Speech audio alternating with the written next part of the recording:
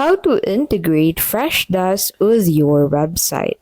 In this video, I'll show you how to integrate Freshdesk into your website. So to get started, go ahead and log into Freshdesk and then go ahead and click on this admin settings at the bottom left of your screen. Head over into the channels tab on the admin settings and then from here click on widgets. So once you're in here, click on this create a new widget button. So once you have clicked on that, go ahead and create a name for the widget and select the product that would be featured for this widget. And then after that, click on this create button and that will redirect you into this section. So in here, make sure to enable features like fax or ticket submission.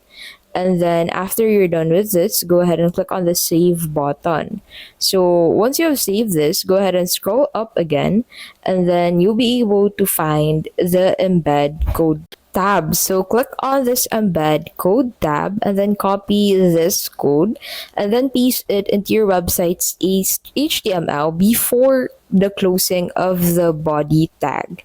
And that is how you can basically integrate Freshdesk with your website.